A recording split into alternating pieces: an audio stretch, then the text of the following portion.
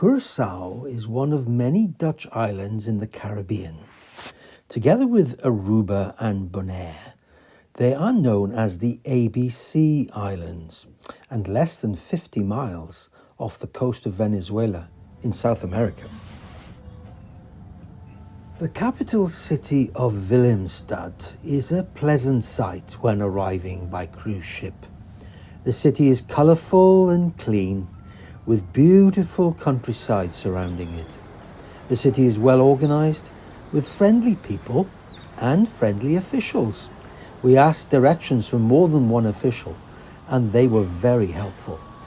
One lady sitting by the side of the road actually took us to where we wanted to go. She was very chatty, and it was very good to meet her.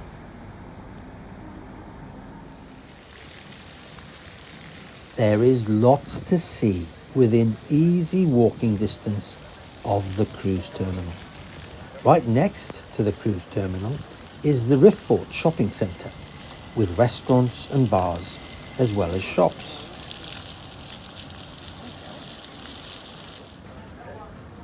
It is worth climbing these steps up to the fort to appreciate the strategic significance of the Rif Fort in protecting St. Anna Bay.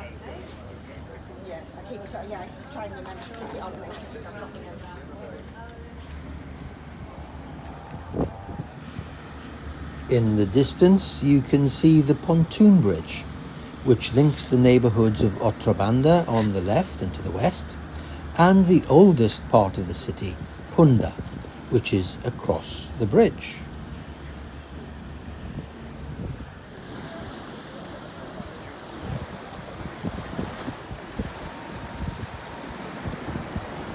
The Queen Emma Bridge is a pontoon bridge because it needs to swing out of the way to allow ships to access St. Anna Bay. Walking along it is an interesting experience because you can feel the bridge floating on the water. When the bridge is unavailable, you can still get across the water because there is a ferry which is free.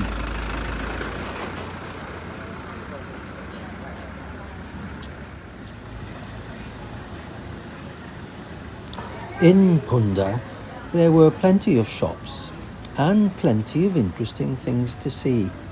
This statue was of Dr. Moises Frumencio da Costa Gomes, who was the first Prime Minister of the Netherlands Antilles from April 1951 to December 1954.